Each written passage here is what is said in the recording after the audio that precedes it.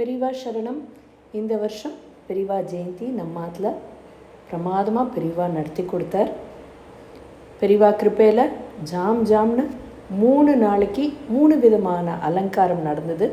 முதல் நாள் வில்வ அலங்காரம், 2வது நாள் சாக்கம்பரி, காய்கறி, பழம், அரிசி, பருப்பு எல்லாத்தோடையும், 3வது நாள் புஷ்ப அலங்காரம். இப்படியா 3 நாளைக்கு நடந்தது. இந்த பெரியவா ஜெயந்தி இந்த அலங்காரத்தில் ஒரு குட்டி தீம் இருக்குது. என்னென்னா, குரு மூலமாக தான் பகவானை நாம் உணர முடியும், அடைய முடியும் அப்படிங்கிறதுக்கு இது ஒரு தீம். நம்ம ஹிருதயத்தில் இருக்கக்கூடிய நம்முடைய இஷ்ட தெய்வத்தை உணர வைக்கிறது குரு தான்.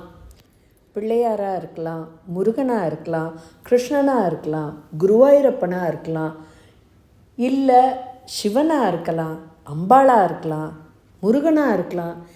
எந்த இஷ்ட தெய்வமாக இருந்தாலும் அவளுடைய இஷ்ட தெய்வத்தை ஹிருதயத்தில் நிறுத்தி குருவை சரணடைஞ்சா குரு நமக்கு வழிகாட்டுவார். இப்போது 3 நாள் அலங்காரத்தை பார்க்கலாம். முதல் நாளைக்கு வில்வ அலங்காரம்.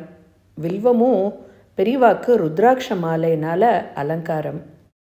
2வது நாள் சாக்கம்பரி அலங்காரம். பெரியவாளை அம்பாளாக பாவித்து எலும்புச்சம்பழம், காய்கறி, பழங்களோட பெரியவாக்கு அலங்காரம் ஆச்சு. அன்றைக்கி தான் ஃப்ரெண்ட்ஸ் எல்லாருமா சேர்ந்து பெரியவாக்கு ஒரு சங்கீத சமர்ப்பணம் பண்ணினோம்.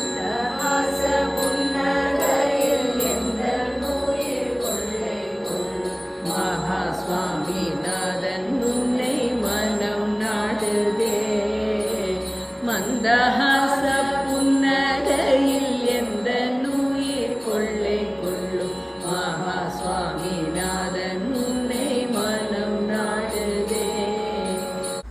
3வது நாளைக்கு புஷ்ப அலங்காரம். செண்பகப்பூ மாலை, தாமரைப்பூ மாலை, மல்லி, முல்லை, மறிக்கொழுந்து, மருகன்னு எல்லா பூலையும் பெரியவாக்கு அலங்காரமாச்சு. பெரியவா சரணம்.